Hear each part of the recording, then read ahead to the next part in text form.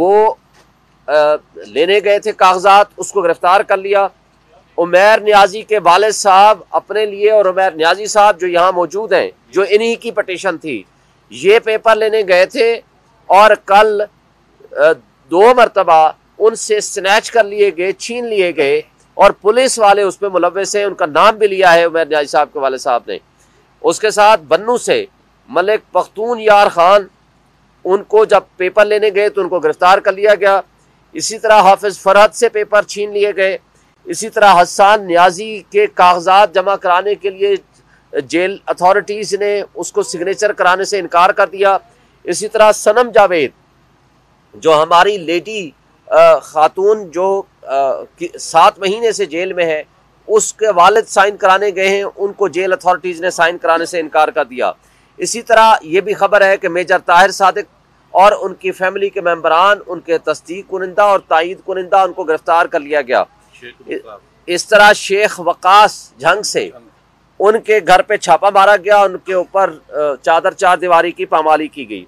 फिर हमारी लीडर हैं समरियाल से फाखिर निशात गुमन, उसके घर में छापा मारा गया और जिस अंदाज से उनके यहाँ चादर 4 दीवारी की पामाली हुई, घर को तोड़ा गया, वो सब सामने हैं।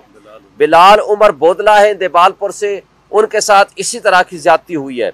बल्कि आज के अखबार में आप पढ़ लेंगे इम्तियाज चौधरी साहब PP 68 से, मंडी बहाउद्दीन से प्रॉबेबली, वो जब पेपर जमा कराने लेने गए नॉमिनेशन फॉर्म्स, उसको PTI का समझ के गिरफ्तार कर लिया गया। जब उसने कहा भाई मैं तो PTI का नहीं हूं, मैं तो पीपल्स पार्टी का हूं, फिर उसको छोड़ दिया गया। ये है तर्ज अमल। ये इस पे मुझे एक छोटा सा लतीफ़ा याद आ रहा है। एक ज़माने में कम्युनिस्टों के ख़िलाफ़ एक मूवमेंट चल रही थी, उनको गिरफ्तार कर ले थे।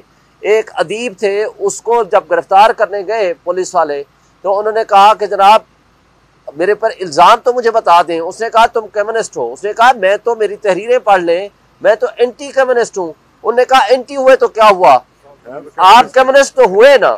तो उन्होंने यही समझ के उन्होंने कहा कि PTI के नहीं हो, PP के हो, चलो P एक तो मुश्तरका है ना, लिहाजा गिरफ्तार कर लिया। ये तर्ज अमल हम इलेक्शन कमीशन को भी बता रहे हैं।